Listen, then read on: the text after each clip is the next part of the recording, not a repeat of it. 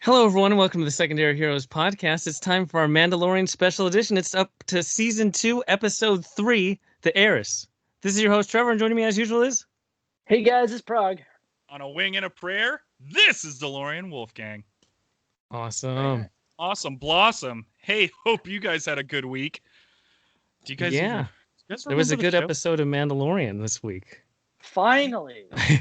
Well, let's start with so in case this is your first time tuning in, we like to start out with our spoiler-free opinions for like a couple minutes, and then we'll dive down and analyze all the parts of the episode with super spoilers. So to start off, I do want to just say after our first two episodes, just because something has errors doesn't mean it's not fun.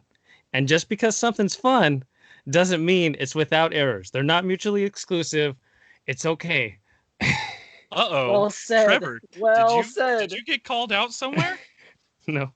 No? That was in preparation of being called out. If we had a bigger audience base, I would have been called out.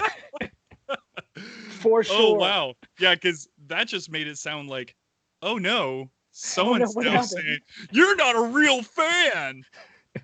No, that was back when we had fans. Oh. When we had fans? Oh.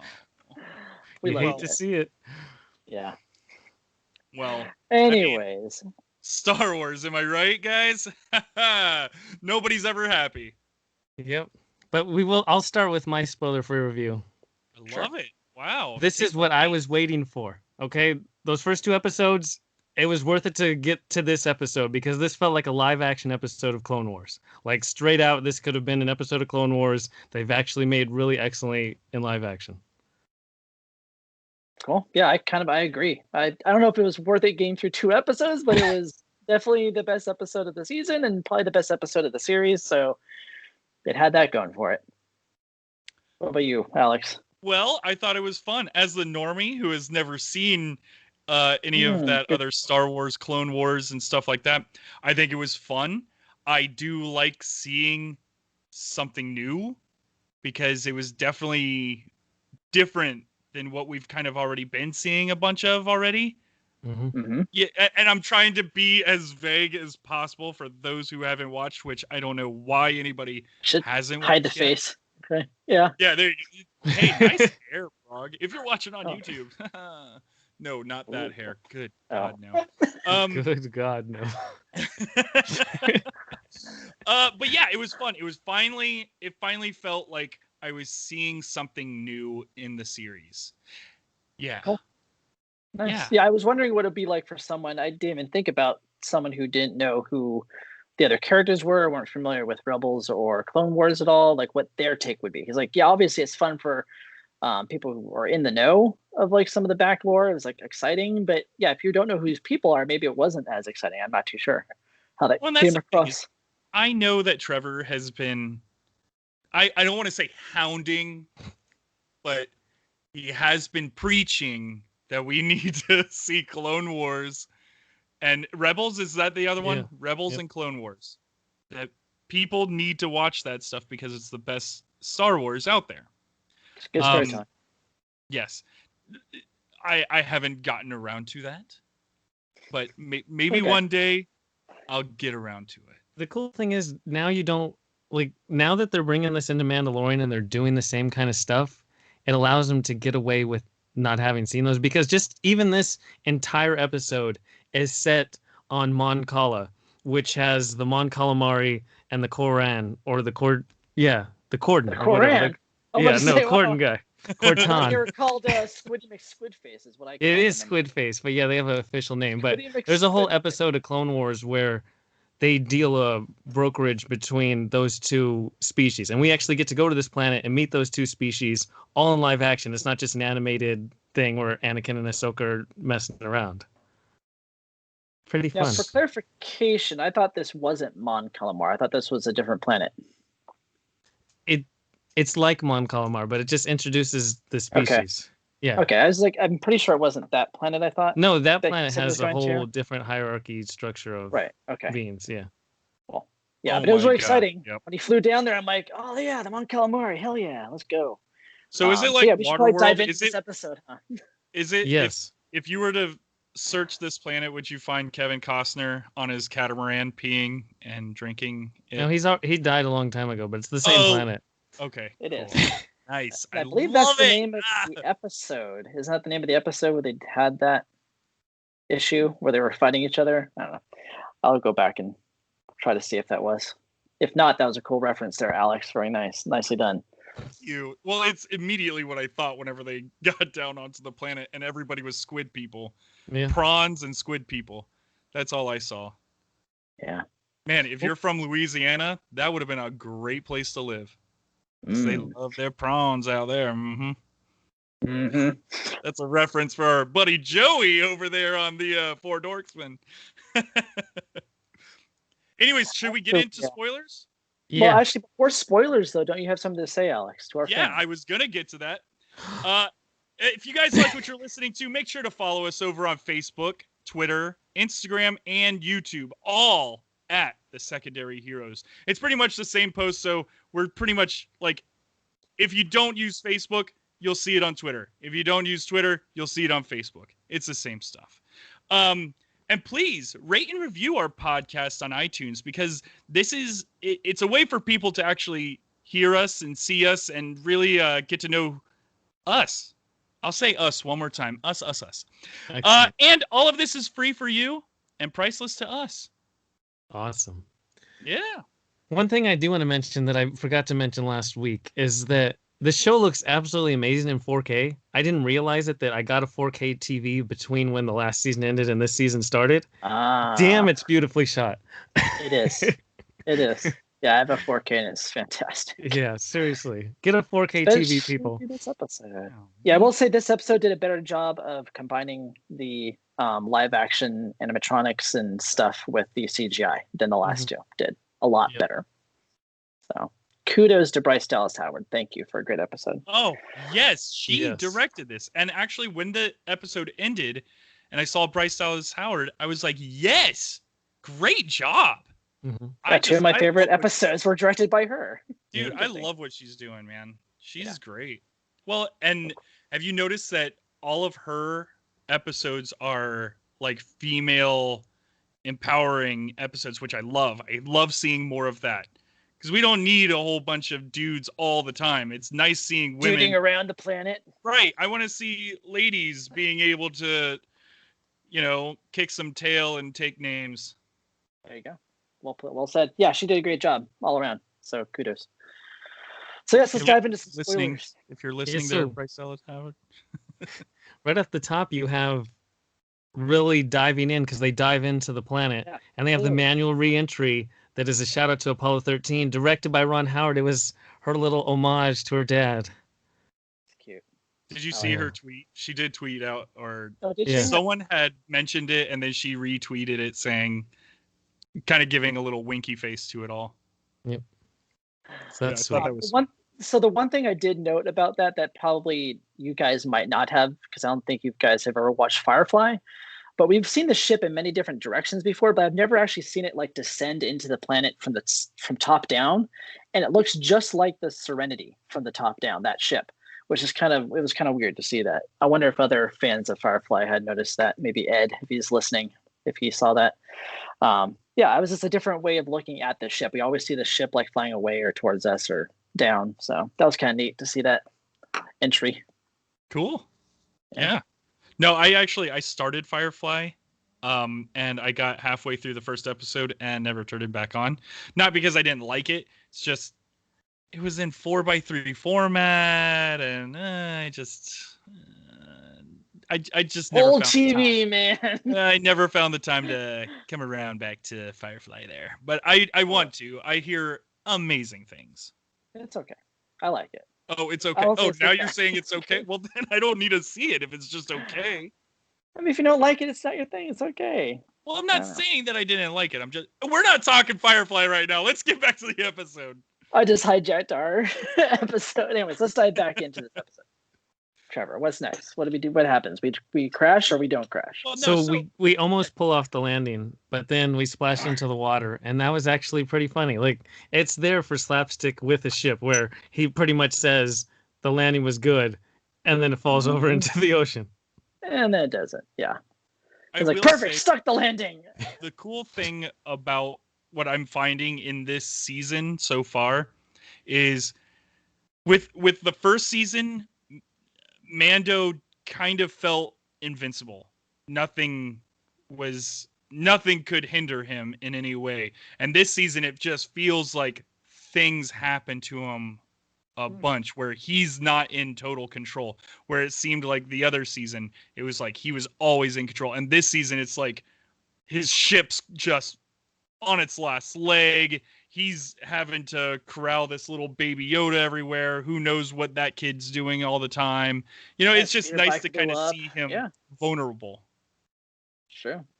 It's because he's at the whims of other people in this season. Because he's literally trying to do something that he has no knowledge of. So he has to rely on other people. He can't do it by himself. Yeah. Yeah, that's true. Which kind of sucks. Mando is an island. That's like all side missions then at that point. Well, see, the side missions, now he's actually on mission. So we get the geckos reunited. So I rolled my eyes and said, oh, yeah, great. They're not in the damn scene anymore. But we did get that adorable baby Yoda waking up when he says we're about to land. It was just an adorable shot. Like, Bryce Dallas Howard has the adorable baby Yoda drinking the cup from her episode. She knows how to shoot baby Yoda. Yeah. She does. She really or baby Yoda just sitting in the chair while the ship's coming into the crash landing. He's sitting there just yucking it up in the back seat. Oh yeah. Thinking that this is some kind of roller coaster. That's great. And I noticed that he didn't sound like a droid this episode, so that was nice. Yeah. That's true. Back to baby sounds. And then his ears are emotive as usual. He says, because Mando's like, I know you're hungry. And he puts his ears down because the eggs are going to walk away. And so they go get the food. And he's, that's when we get the full on. So we missed Alien in episode 2. And they're like, we're still doing the alien to the face thing. Oh. This time it comes from the porch. Yes, and he says, don't play with your food. I thought that was cute as ever. Yeah. Getting slapped in the face. Just a whole episode to pay it off. True, but yeah, so it's fun. Very cute. Just remind me what happens in this little cantina area that they're in now. Because they're obviously on a water planet, and they walked into this cantina to get porridge for the kid, or the child. And I'm sorry. One of the Admiral Akbar type guys gives them information on who they need to find, on the Mandalorian they're looking for. Okay, so the first time so the first time he lands and you see all these Admiral Akbars, I'm just imagining it's the loudest planet in the world of these guys running around just going, it's a trap! It's a trap! And just all the time. That's all I do. All the time. It's a trap! It's a trap! It's a trap!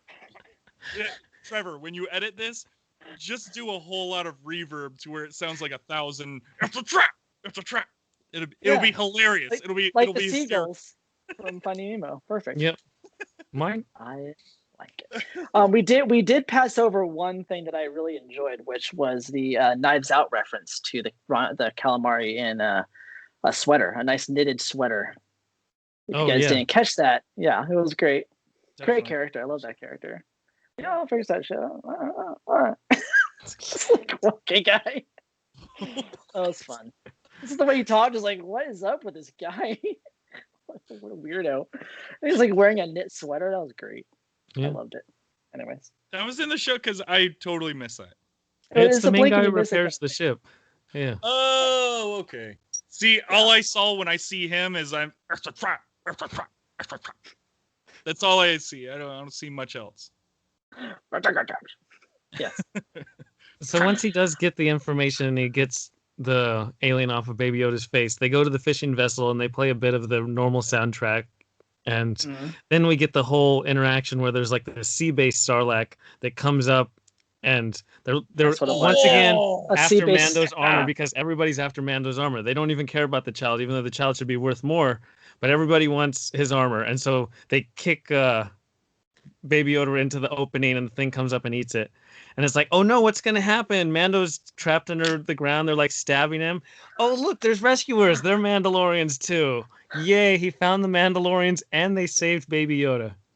So I love how we're doing this, where you give the entire scene and then we just jump back and comment about what happened. Because that part where they're like, "Oh yeah, just take a look down there," and then they kick the Baby Yoda like a soccer ball. Yeah, he goes right into the middle. It's a great kick. It's a fantastic kick, and then he all of a perfect. sudden Like you right see there all in the these middle, stops. teeth just come right up. Oh, dude! And then and to see guys, him, that was perfect. To see Mando go all kinds of dad mode, I loved it. As a dad myself, no, no, I loved it. It was cool. Yeah, he dove right in. No, he didn't care. Went And right into that water. he failed 100%. Yep, we did. Well, and I was expecting he was going to do what he did with the Krayt Dragon. Yeah, I'll just jump inside of this monster and then shoot it up. Now I realize what the scene missed was one of the calamari on the ship going, "It's a trap! It's a trap!" Before it it has some guy like off like this way back distance. What? It's a trap! Close gate.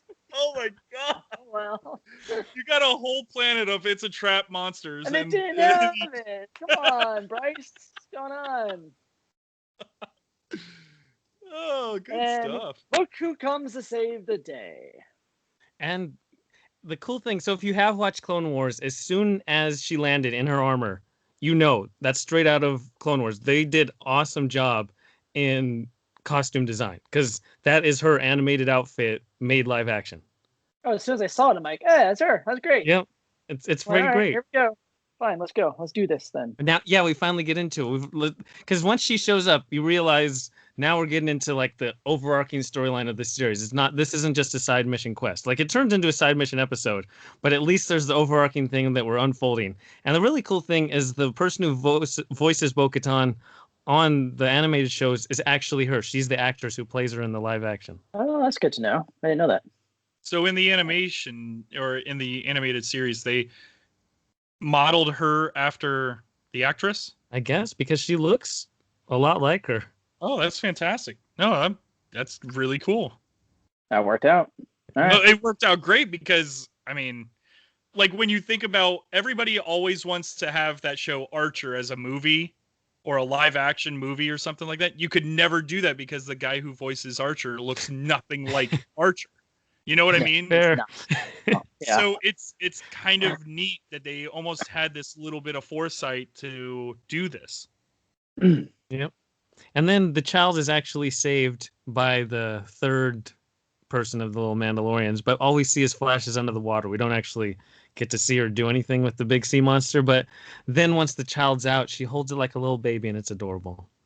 Yeah, baby little carrier is Chris. I guess he's gonna have to fly in something else, or maybe they fixed it and we just didn't see. I don't know. We were never told, I guess. Yeah, we'll see soon enough. But then we get the whole exposition of who this is. So if you've never watched Clone Wars or Rebels, she gets to tell you who she is and that she's an actual Mandalorian and there's a planet called Mandalore. And somebody finally tells Mando to his face, "You are part of a cult.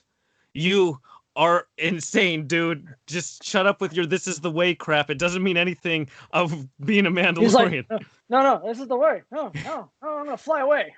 Well, okay, so for myself, in that scene where they all land, they all, take everybody out on the ship, and they're all just standing there, and then she takes off the helmet. I legitimately went, "Oh, like, yeah, you can't do that." Yep. It was a great scene because you see it from behind them too. You're like, "Oh, she's gonna take off her helmet. It's gonna be her." I'm like, "Yep, there it is." She loves taking her helmet off. God, dude! I was like, "You can't. Why is she doing this? No!" It was a good moment. Yep. That's for sure. Child of the Watch. And then I started thinking, is Mando now going to feel comfortable enough to take off his helmet? And then the toy that just came out of Mandalorian where he's got his helmet off, maybe that now makes sense? Maybe. We shall see. Maybe they could have been when a I saw that for a toy, I was reason. like, dude, come on, spoiler. Yeah. Even though he took it off in the first. Yeah, it could be a reference to first season. That was probably maybe a season 1 toy.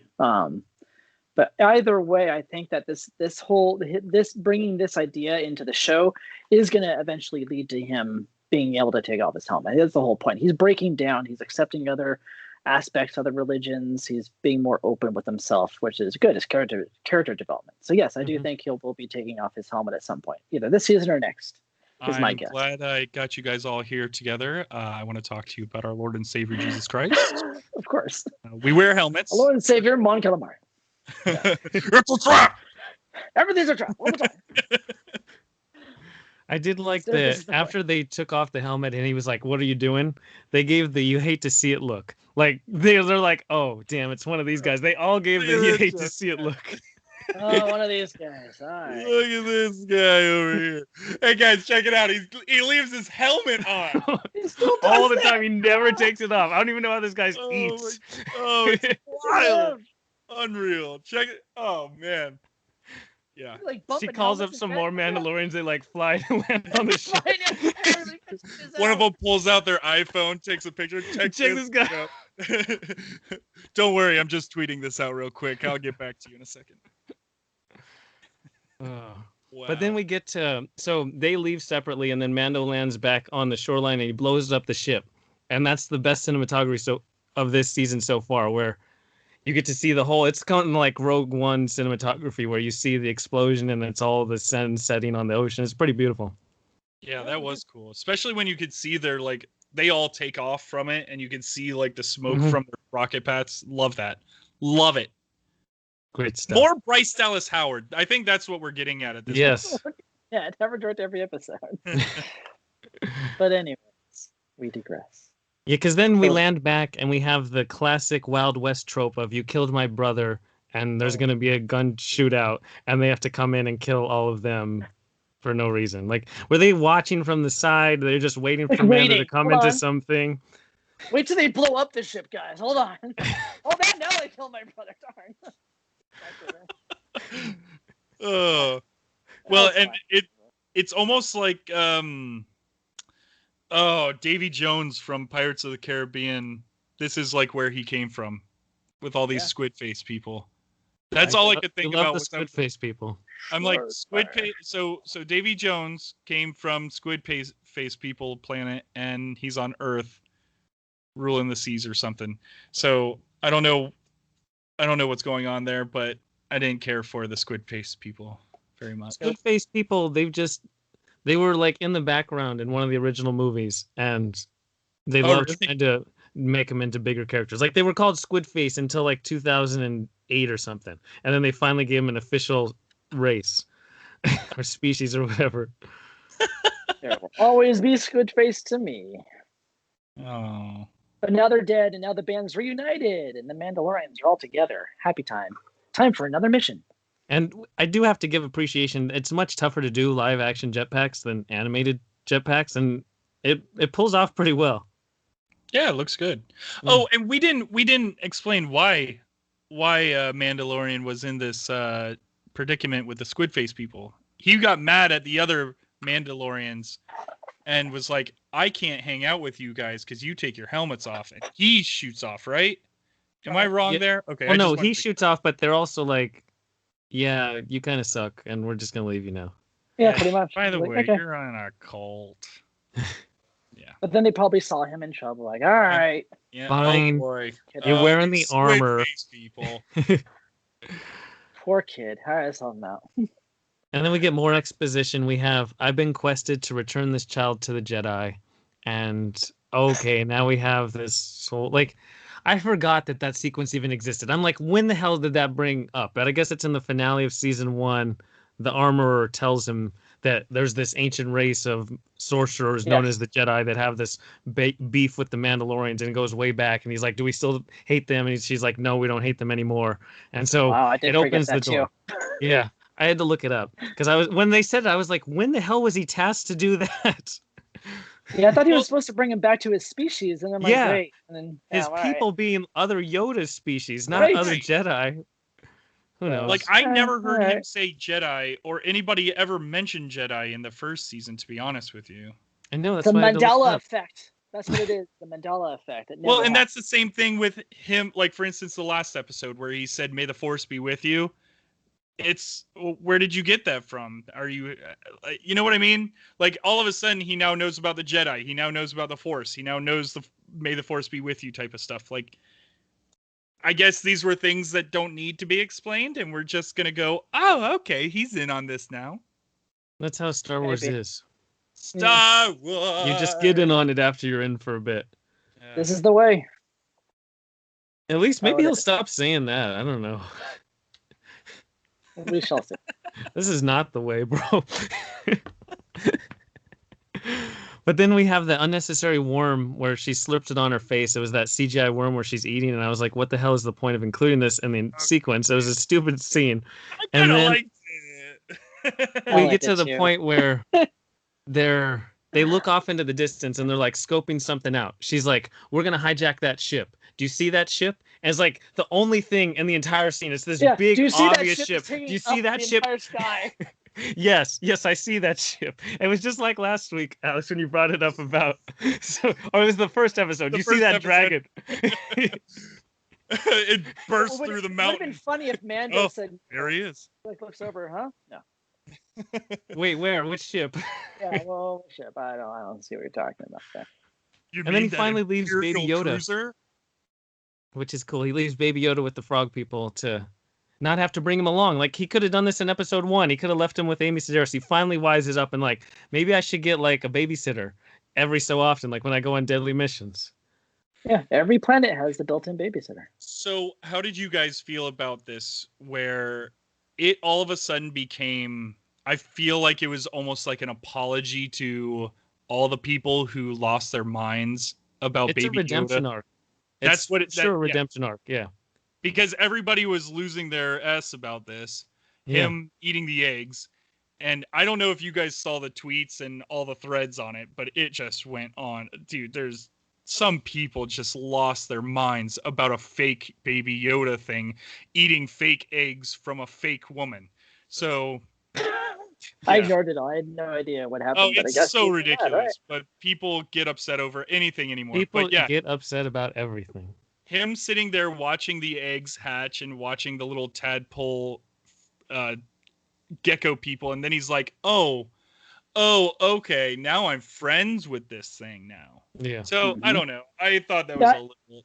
It definitely wasn't in response to the media thing, because this was shot a long time ago. But right, yes, of course. But redemption arc, yes. They kind of needed to do something. They knew that they made Baby Yoda into a prick, and they had to make it so he's less of a prick.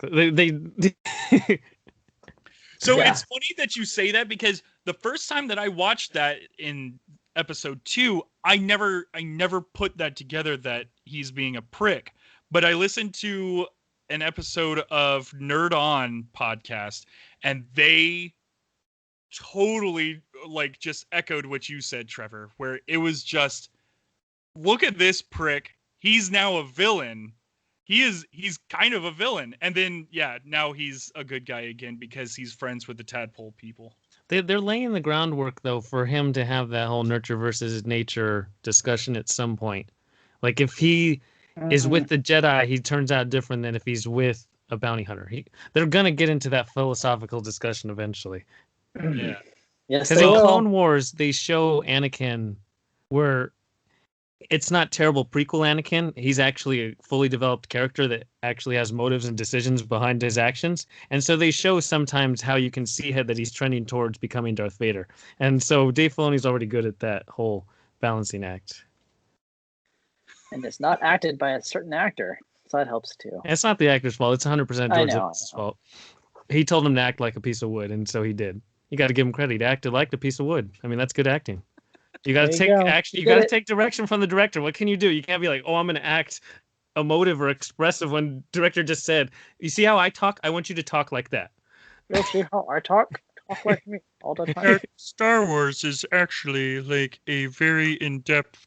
Never mind. I'm not gonna do that impression. But then we transition to the mission. Next scene, we're transitioning to the mission. They're going to go to the ship, and we have the stupid white noise rock anthem that is completely out of place with the show, and I don't know how they picked to put that sound choice within the structure of the show, but we get the stupid stormtroopers because you couldn't have any Imperial thing without stupid stormtroopers to toss away, because that's all they are. They're things to toss away and just like minor annoyances. Well, They they literally tossed them away. They even said whenever they landed on the ship that was up there, they said, "Oh, it's filled with stormtroopers. They can't hit the side of a bantha." Yep. Yeah. And then the guy who runs the ship is Bosch, Titus Wolver. He's also the Man in Black from Lost, so that was fun. Yeah, I was like, yes, finally he's an evil empire. Yeah, it's great. Anyway. But we got to see Mandalorians in action, all the Mandalorians, because that was straight out of Clone Wars, where you go down a corridor with all the closing doors, an Imperial corridor, and you hide behind the little things, and you advance onto the stupid stormtroopers, and you blast them away. It was just like, they've probably done that in Clone Wars, like, I don't know, thousands of times, and just to see it live action was great. I don't even care. Well, you most likely saw it in A New Hope. No, it's not the same at all in A New Hope. Oh my god. They don't just blast through stormtroopers and leave waves of them dead and step over them. That never happens in the original trilogy. No, they usually run away. Ah! Okay, well then my bad. Yeah, Han runs away from him. Luke never does anything. He never goes and slices through a bunch. No. Well, they didn't have the technology then. That's true. You can have pretty much 2 stormtroopers that are in action sequences. So where do we go from here? So they get into the ship and start mowing down these stormtroopers. Yeah, they go from phase to phase, and then they get into another lame Imperial Brigade where the guy's freaking out, the actual head of the thing, and so they're locking the doors, and then they lock him in the cargo control area. And you know what that actually means since you're actually in the cargo hold, so they open the door and they go flying out and die. And so that's fun. To be them. Love the reaction shot too whenever one of the guys realizes, "Oh, we're in the wrong spot," or "Oh, our guys are in the wrong spot."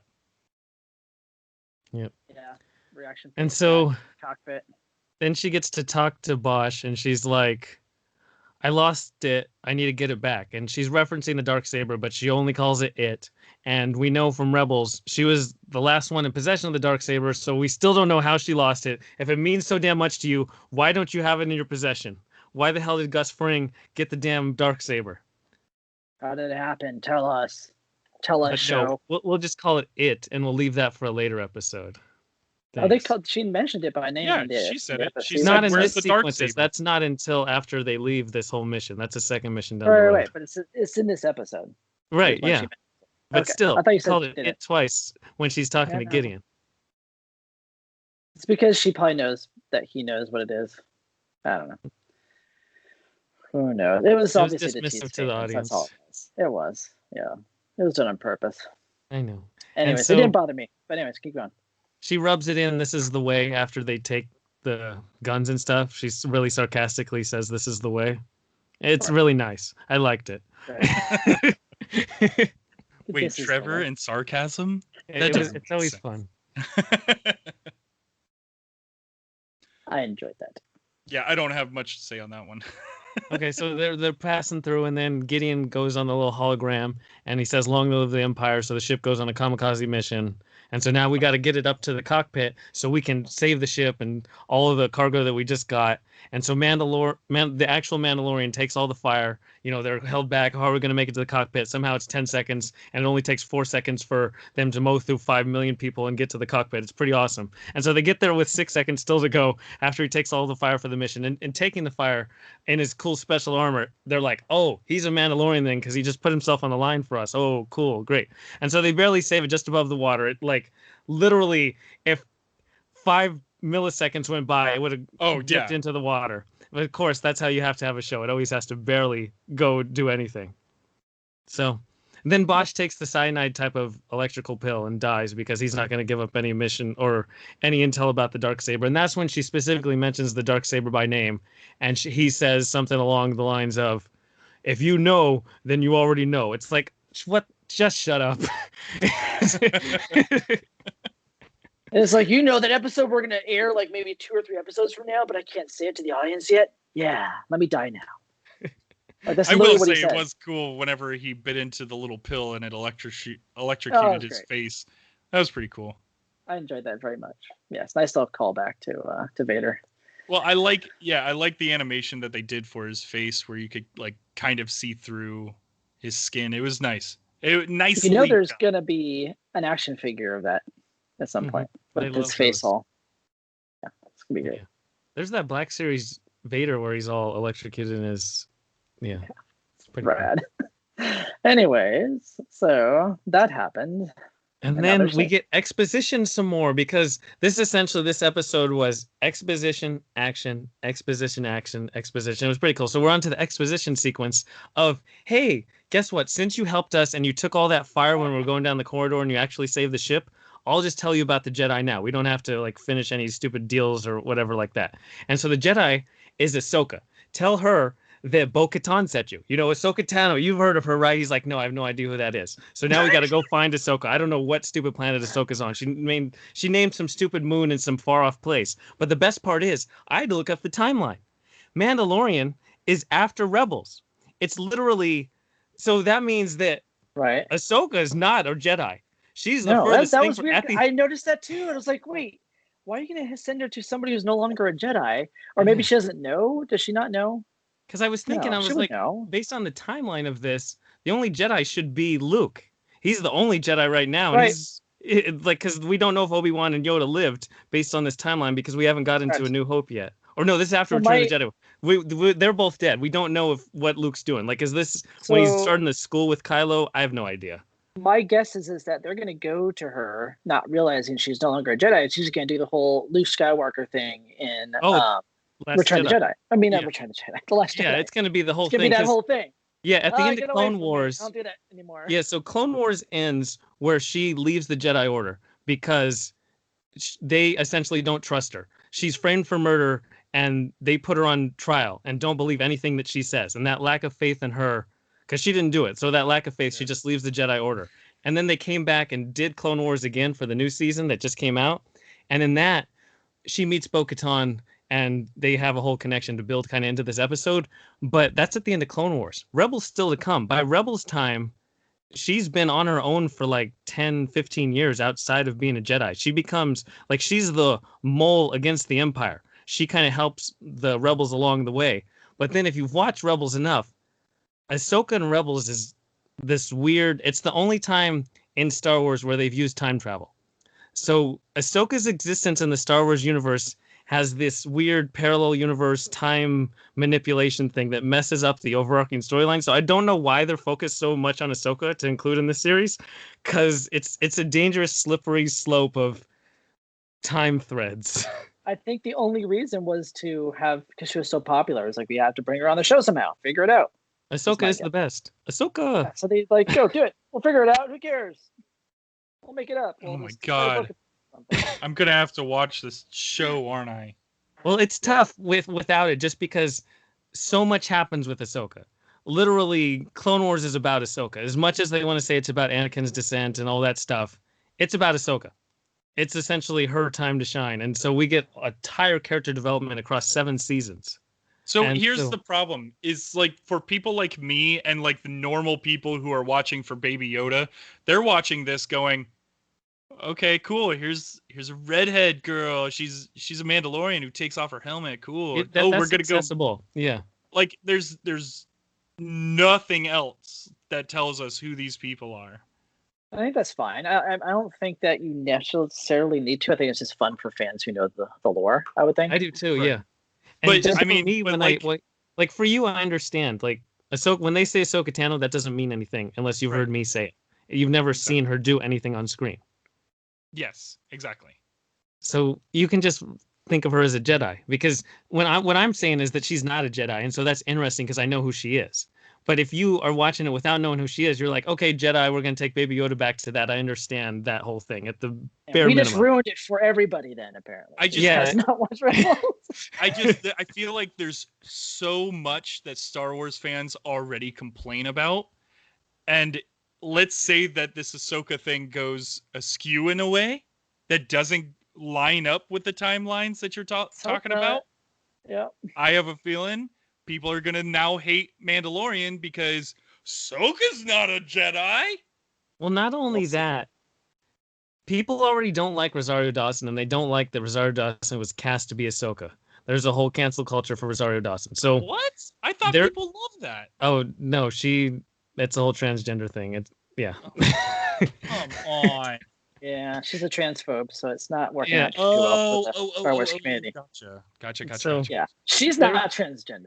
Yeah, they're gonna find any excuse they can to not like what she's gonna do as Ahsoka. That's my only hesitation with that, because again, in that episode of Rebels, she goes and somehow fights Darth Maul and Darth Vader all within the same time because she's in this weird time realm thing where Ezra bridges a gap between time periods. So I like Ezra. Yeah. Ahsoka can be anything and anyone at any time. But again, at this point in time, she was already Fulcrum. Rebels is completed in her arc.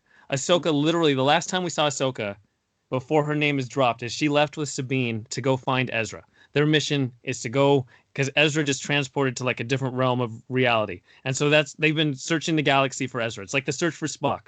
It's the same stupid idea. And so if you bring in Ahsoka, isn't Sabine have to be with Ahsoka?